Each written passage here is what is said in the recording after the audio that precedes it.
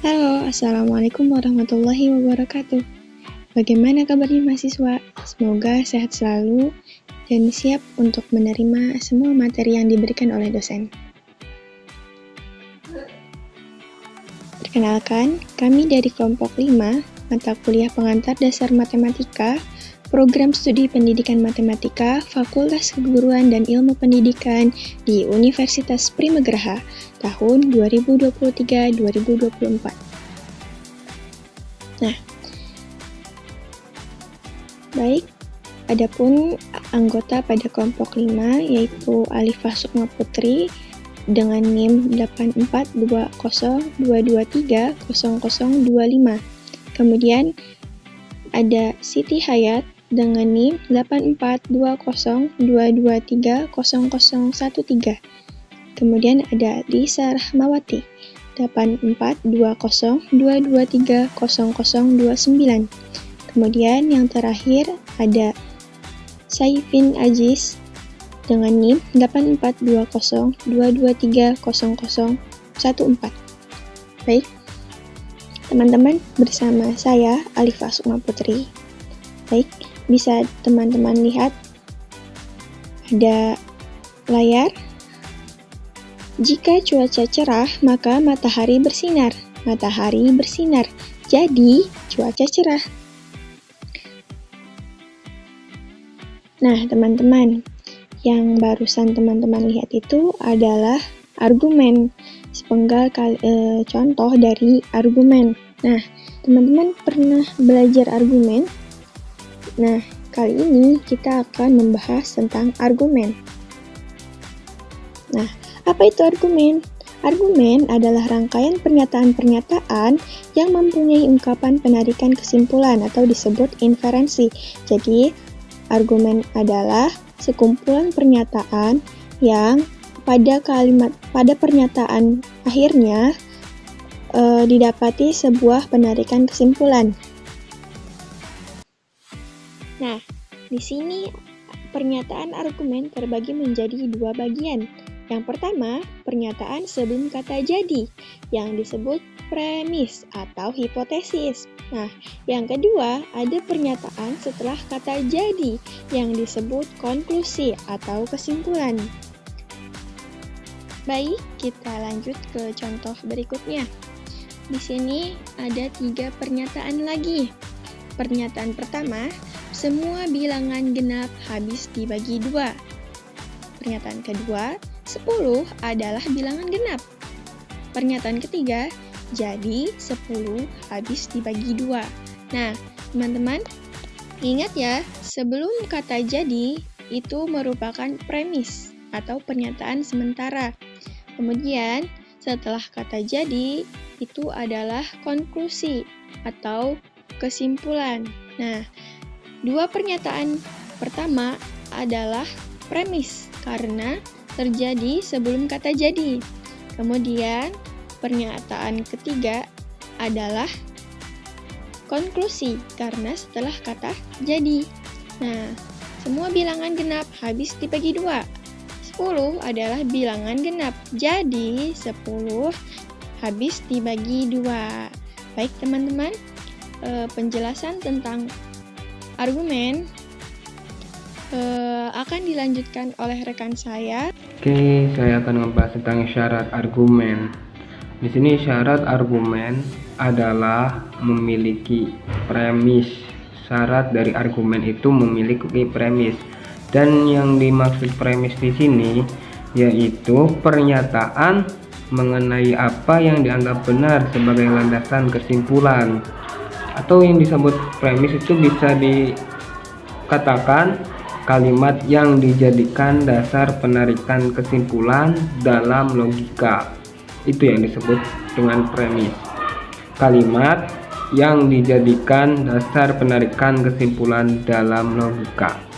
Terus, argumen harus terdiri dari beberapa kalimat, tidak hanya satu kalimat saja argumen. Ada kalimat yang menjadi kesimpulan atau inti yang disebut konklusi. Dan ada juga satu kalimat atau beberapa kalimat yang dijadikan alasan atau dasar dari kesimpulan itu. bisa disebut konklusi kalimat kesimpulan itu. Terus kalimat yang menjadi dasar atau alasan inilah yang disebut premis yang tadi sudah dikatakan. Premis ialah kalimat yang dijadikan dasar penarikan kesimpulan dalam logika. Contohnya, jika hujan, bumi akan basah. Ini disebut premis 1. Sekarang bumi telah basah, premis 2. Maka kesimpulannya yang disebut konklusi, hujan telah turun. Ini disebut konklusi, kesimpulan. Jika hujan, bumi akan basah. Sekarang bumi telah hujan, kesimpulannya hujan telah turun. Baik, saya akan melanjutkan materi ketiga, yaitu tentang inferensi atau penarikan kesimpulan. Ada 2 macam penarikan kesimpulan, yaitu inferensi induktif dan inferensi deduktif. Inferensi induktif yaitu inferensi dari premis menuju konklusi yang hanya berdasarkan atas kemungkinan.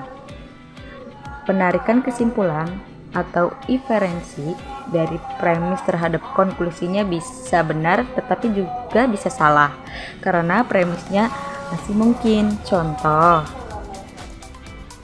1. Semua angsa yang saya lihat warnanya putih. Saya telah melihat banyak angsa, jadi semua angsa warnanya putih. Pernyataan 1 dan 2 merupakan premis-premis dan sepintas seperti argumen yang baik, karena premis-premisnya memberi akibat yang logis terhadap konklusinya, meskipun baru berupa sesuatu yang mungkin. Sedangkan inferensi deduktif yaitu penarikan kesimpulan atau inferensi argumen yang tepat tanpa berdasarkan kemungkinan.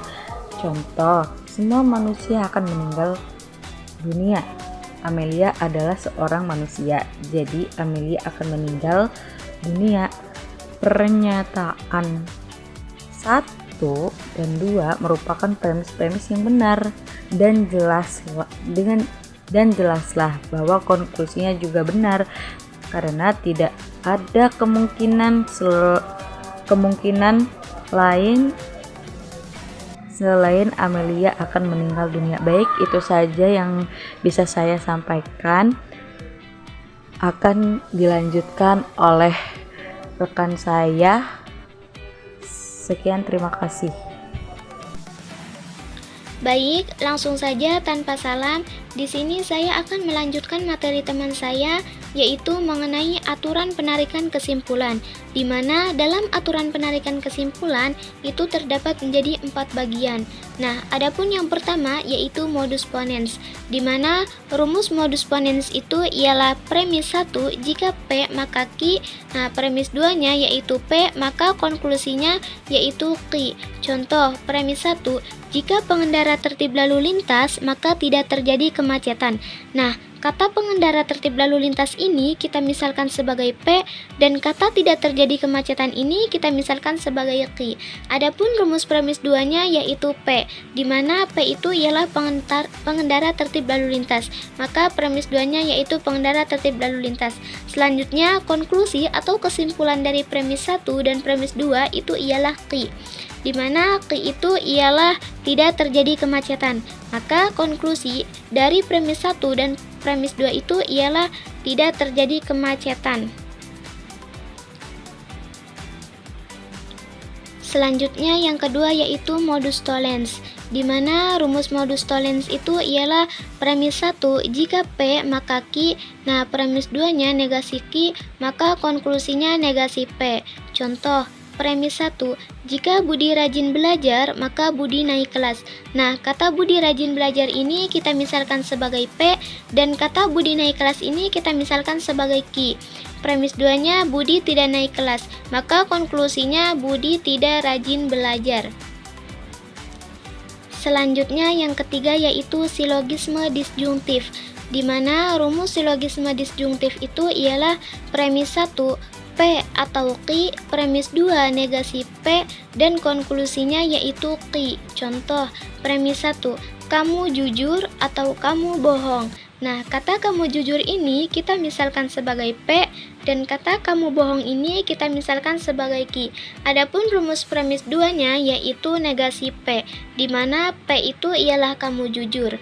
Karena di rumusnya terdapat negasi, maka kita tambahkan kata tidak. Jadi premis 2-nya yaitu kamu tidak jujur. Selanjutnya konklusi atau kesimpulan dari premis 1 dan premis 2-nya yaitu Qi, di mana Qi itu ialah kamu bohong.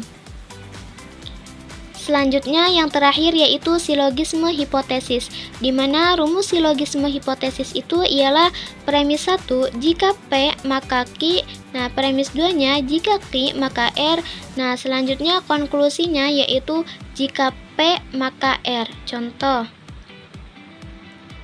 premis 1, jika saya belajar dengan giat, maka saya lulus ujian.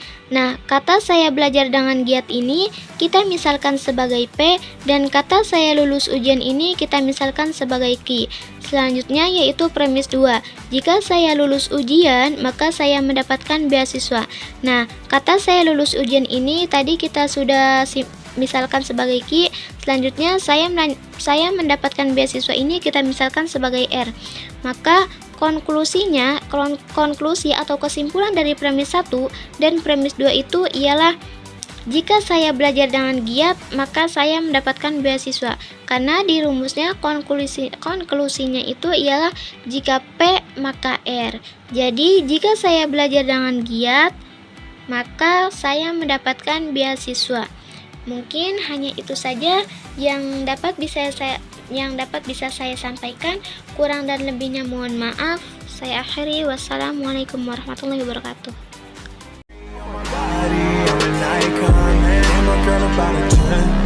I should fuck her in the Benz.